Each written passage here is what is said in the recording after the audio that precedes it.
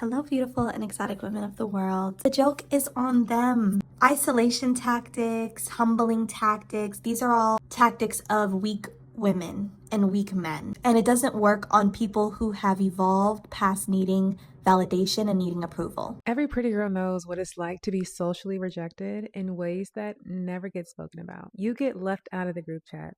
Plans shift suddenly when you show up. Women laugh a little too hard when you make a mistake. People bond over misunderstanding you. And I'm here to tell you that it's not dramatic.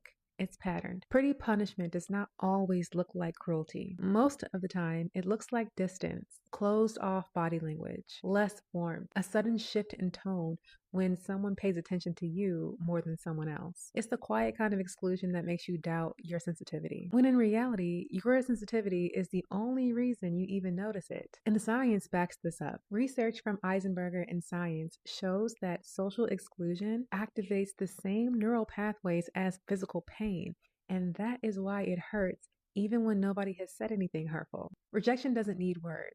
Your body and your brain register it instantly. Pretty punishment is a real thing. People have it messed up. They think that being pretty just comes with all the perks. While it does have its advantages, it does also have some disadvantages. And one of those huge disadvantages is people using covert psychological attacks to control you, to manipulate you, to belittle you, and to make you doubt your own sensitivity, as this creator was saying. And one of the main tactics I want to talk about in the pretty punishment sector is isolation tactics and rejection tactics, because they go hand in hand. They're both covert, they're both psychological, and they both have the goal and the intention of making someone feel smaller than they actually are. Think about isolation and rejection. Those things at their core are meant to make someone feel like they are alone, make someone feel like they have nobody, like they can't lean on anyone, like they don't deserve community, like they don't deserve help, like they don't deserve friendship and connection. It literally is one of the most dehumanizing things you can do to someone. So why on earth would another human being want to dehumanize another human being that badly? The only reason I can see someone wanting to do something that heinous and that low and that filthy is if that person feels intimidated and threatened to the point of fear. And I don't mean fear like Freddy Krueger fear. I mean fear as in, you could take my man, you could take this job opportunity from me because of how you look, you're gonna outshine me, you're not fitting the stereotypes that I made for people who look like you, so you're bothering me, your presence is irritating me, you're gonna upstage me. People literally are that petty, that childish, and that simple-minded that your presence alone could trigger fear in them for the most irrational things, leading them and guiding them to want to hurt you psychologically. And I thought it was so interesting, that statistic that she put in there, that little fun fact that she threw in about how isolation and rejection triggers the same neural pathways that physical pain does. How disgusting is that? Yet and still, when we talk about having pretty privilege and the downsides of it and the pain that comes with it, people like to gaslight us, especially in the exotical community. People want to tell us to stop talking, we should be quiet about these things, but for what? So you guys can continue to isolate and reject pretty girls who you're intimidated by? So you can continue to abuse people in peace? Absolutely not. And if you're a beautiful woman and all of this resonates with you and you're looking for some guidance, some girl talk, some understanding, please click the link in my description box to set up a time for me to send a personalized video recording to you. With this coaching and consulting, we can talk about anything you're dealing with, anything you're going through, pretty privilege issues, pretty punishment, isolation, being no contact from your family, whatever you're going through. I've created a space for us to be able to connect on a deeper level. So again, the link is in the description box. Click that link and book a time with me today. Narcissists, sociopaths, weak women, mediocre women, they love an isolation tactic. They love to hurt women who look better than them or who are doing better than them. And it's like, it's funny because if you were to ever do that to them, they would perish from the earth. They would fall from grace. I remember in college, I was dealing with a lot of smear campaigns and covert psychological nonsense from people. And I remember the same group of girls that would band together to hate on me and to try to destroy me. If you would catch them by themselves, they look so scared. They look so fragile. They look so weak. And they would always just look like they were scurrying, like they were trying to hurry up and find their group. They always looked sad and sorry and nervous when they were alone. But the difference is when it came to me, because I was no stranger to isolation and rejection, because I've been dealing with that my entire life, I was walking with my head held high. I had no issue, absolutely no issue being alone, going to the caf by myself, going to class by myself, going to the university gym by myself, walking around the cafeteria where everyone was coupled up and grouped up and paired up. I would be walking alone by myself, sometimes eating by myself if my best friend wasn't with me. You know, I didn't care. And that made people even more mad.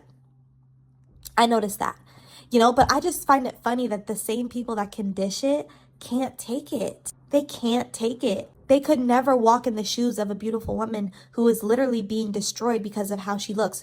We cannot control that, which just further confirms that these people aren't on your level. And I'm here to remind you today that there is somebody somewhere who is trying to isolate you, or who has already tried, who is trying to reject you, to make you beg for their approval, their friendship, the relationship, the connection. And despite all of their tactics to make you jump through hurdles to be approved by them and to come out of isolation because they know it's painful, I'm here to remind you that you need to lean into isolation. This is the thing that destroys these people. When they're trying to destroy you with isolation and rejection, you need to lean into it.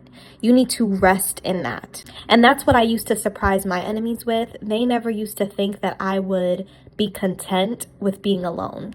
A lot of them thought that I would be bothered by solitude and by being isolated and rejected and, oh, no one wants to be your friend, ha ha ha. I actually don't care. Yeah, I actually prefer to not even be in your space because I can get more done. I can move in silence.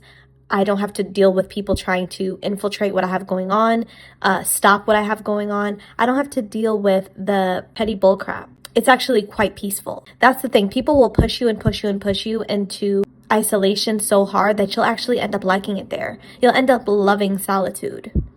And you get a lot more done. You're a lot more efficient. You're a lot more protected.